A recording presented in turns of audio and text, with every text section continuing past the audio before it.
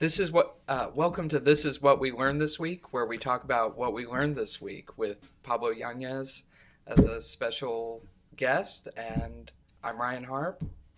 I'm Salma Amru. I'm Anika Ahmad. Let's go. Perfect. I would like to talk about something I relearned this week. So when Roy invited me for this, he said, yeah, it's just a topic of something that you learned this week. So what I learned this week is actually something that I've had to relearn my whole life, and every now and then I get a reminder. So I've been working on artificial AI, or artificial intelligence, and it's a topic that when it first started to take off in January of this year, I could follow. It was at a human level pace, and I fancy myself sort of as a junior universal man, right? Like somebody who can really dig into a wide variety of stuff. And AI is just such a broad topic, and it is such a waterfall, fire hose of material that you can't do it. So I've had to relearn that with some things, you have to be selective in what you learn. And then hopefully you rely on other people that you collaborate with to fill in those gaps. So you build a team of people that you trust their opinions, and you kind of disperse and look at topics like this from many angles, but you're not going to be an expert in all of them because it's absolutely impossible. Every week there is so many news about artificial AI, artificial intelligence that you just can't follow it. It's humanly impossible. So that's what I relearned. I relearned that collaboration is really important, to surround yourself with people that you trust and work collaboratively when the task is just too big. It's so interesting that you brought up AI, because I was going to bring it up for my topic. Psych, you need a new one now. No, because this is a good foil, because I myself, we don't need to get into the nitty gritty. I am highly skeptical of its usefulness. And I had an unwilling experience with it earlier this week that troubled me. So I use Bing when I'm searching things. Me too. Yeah, I don't know why. I think it was the default, and I just don't really care to change it. Yeah. But they've added this thing where when you search something on Bing, this like generative AI chatbot tries to like synthesize what you searched. And this is like technical, I was searching for the conjugation of an Old English verb, and I was just searching. I was only interested in the sources that came up in the search, but I glanced at the AI like synthesis of it, and it came up with a result that was so wrong. It incorrectly identified what like type of verb it was, and then it made up a fake conjugation in a table of the verb based on other rules in the language. But it basically completely made up a whole like false grammar of this verb. This is so fantastic, because so the group that I'm leading, and there are actually two groups that are looking at generative AI. They're called the University Teaching and Learning Project. One of the first things that they want to do is they want to have a focus group with students like yourself who have had some experience to talk about how students are using this. And what a lot of students don't realize is that there's something called hallucinations. And AIs hallucinate. They make up stuff. It's so confident that it's correct. Yeah. It says it with certainty. Yes, this verb is a class 3 strong verb, and its conjugation is this in the table. And everything it said about the verb was wrong. But if you maybe didn't know, because I sort of knew what the conjugation would look like, I just wanted to double check. And I knew because of that prior knowledge that it was completely wrong. But if I didn't, it was so sure. You would have been sold, right? I would have been sold. It does it. It also has excellent grammar, right? It puts it out in a very nice package. But sometimes that information is wrong. It was an ordered table with like different cells. It had the present tense, past tense, subjunctive, and it cited its sources, quote unquote. And I clicked the link, and link that it cited had absolutely nothing to do with the verb I was asking about. So it was very frustrating to me because I'm like, if it gets stuff this wrong, maybe it shouldn't come up when I'm searching for reliable information. Yep.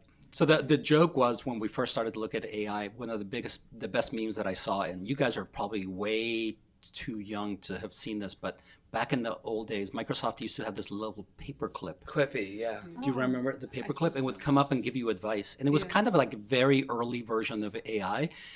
And almost always the advice I gave you was nonsensical. It was just absolutely terrible. And at first, I think you couldn't turn it off. But anyways, very similar situation to yours, right? Yeah. I mean, So you learned to be aware of AI. I mean, I was the already validity of AI. completely like skeptical about it. Just further reinforced it. Yeah, it reinforced my prejudices. Salma, Nika? I was going to bring up something I did in my American Studies class, which is, I don't know how related that is to AI though, because I had a presentation I made on a book I read for the class. It's called Bengali Harlem, The Lost Histories of South Asia. And I had been wanting to read the book for a long time because I feel like in the APIA courses I've taken at Women Marry, like South Asian Americans don't come up that much. So like I got this impression that like, oh, when immigration restrictions lifted and like they finally let South Asian Americans into the US, it's like that's when they came. Like nothing before that is what I got from the classes I've taken. So reading that book kind of broke down that impression, and also like some of the more other narratives you get about immigrants, like, oh, they come for a better life in the US, or they come for to form like ethnic enclaves like Chinatown or like that sort of thing. And like the first South Asian American immigrants were actually peddlers or like shipmen, seafaring men. So they were like creating a sort of global network, and they never really settled down in the US. Well, some did, some didn't, but it was like creating this global multi-ethnic network that's just now kind of disappeared because they were kind of doing that under the radar of like immigration restrictions, Jim Crow. So like they wanted to stay hidden, and so like that history is lost as a result. And I remember the book had a hard time with like finding all this data and finding all this history, and I found it really interesting because I finally like learned a little bit about like my parents' history, because they don't talk about that stuff. Like, Was that in the 30s? I am not good with dates, Oh, okay. but I know like it mentioned when like Bangladesh became a country, and I was looking at the year. It's like a few years after my dad was born. So 48, probably. Bangladesh is as old as my dad. Yeah, Oh wow. 48, Yeah. probably 48, I think. I mean, India got partitioned into Yeah. Pakistan and India, and then Bangladesh came a little afterwards. I Yeah, it think. was 1971, I think. Oh no, it's even. You're right, because Bangladesh broke off from Pakistan. Yeah, East Yeah. Pakistan, West Pakistan. Yeah, Yeah. That's Yeah. it's interesting. Yeah. Yeah. I'm gonna circle back to the topic of AI because I'm taking a class called Ethics in Data Science, and we were discussing like algorithms and like algorithmic harm, and like I guess we were just discussing like algorithms in general and how they're so entrenched in our everyday lives, like to the point that it's like, you know, algorithms decide what we watch and what we the news that we consume, and everything like. And I was talking, and I'm writing a paper about this actually, but I was talking to one of my friends, and she was saying that she also like wrote a paper similar to that back when she was in high school, and she was writing about the Spotify algorithm and how Spotify pushes certain artists and certain music to you more than others.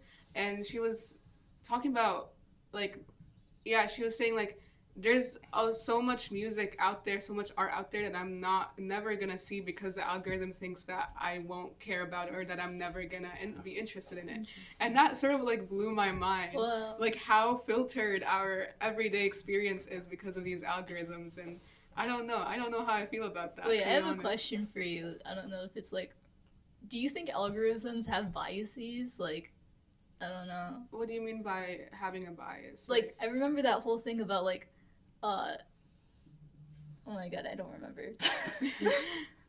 But like, I was just like I was just looking at this. like racial biases. Yeah, I was Oh, just looking yeah. at this, and most people Yeah. assume that AI or things that are based on algorithms are, in a sense, less biased than humans. Yeah. And the reality is that they are just as biased as humans, because the people who write the algorithms, or like when you are training an AI, you are I mean, giving they it only know material. what you tell it. yeah. I see. And Yeah. they filter certain things out. So I've run into this. I mean, like, I'll watch movies from Spain or Latin America, and all of a sudden I'm put in a category where it assumes that I'm really interested in only those things, right? Yeah.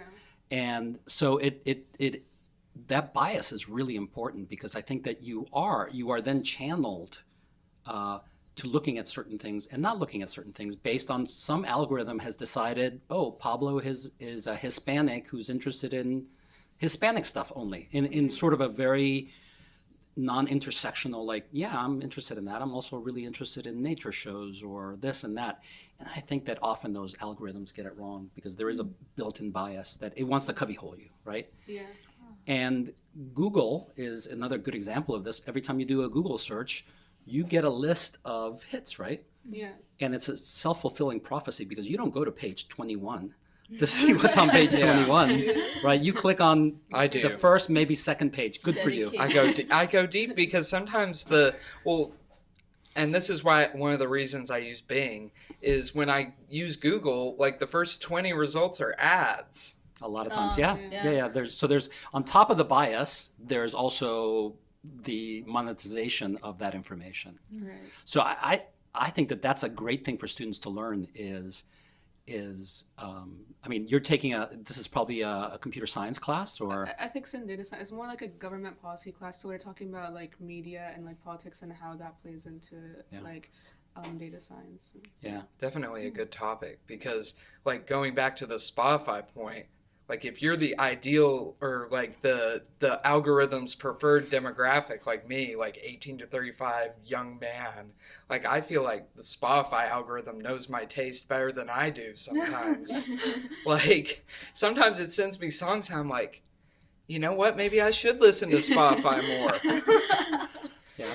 Sometimes it gets it right, but it can Yeah. also just lead you completely away from Things where that you want to would've be. Otherwise, Yeah. like would have liked or would have been interested. YouTube is the worst. YouTube, YouTube- I can't even go on YouTube is YouTube I feel anymore. like YouTube is constantly trying to channel me into bizarro political stuff, and like I don't even know where it comes from. I'm deathly afraid that there's something wrong with me, and I actually give across the vibe that I would be interested in this junk. Well, one of But- the things about YouTube that's terrible is that you can't tell the person in the video to stop talking. Yeah. And so, like, There's no thumbs down Yeah. kind of. and so, like, when you watch, like, say, like a flat earth conspiracy video, Not that you've ever done that. I mean, not because I believe in it, but because I think it's an interesting subculture. They'll talk for 30 minutes in like a monotone voice. No one interrupts them. No one tells them they're crazy because it's their soapbox and they can do it. And it can be, if they're articulate enough, it can be very convincing to people just because of that, just because they're getting an unlimited amount of time to talk. Kind of like AI. It was Yeah. just like your AI Yeah, experience, I mean, right?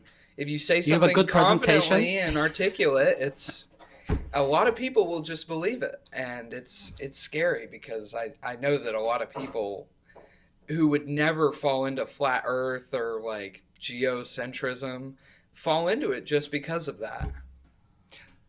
So all of our points, like liberal art educations, are really good because you learn to be critical of things that sound like they are confidently knowledgeable about stuff, right? That's, I think, and that was one of the things that actually came to me when I was thinking about AI, is that it's great to work in this collaborative environment because I feel like I'm a pretty rounded person, but I can't dig at all of this. I can't, dig as deeply as you would need to be really confident about any opinion.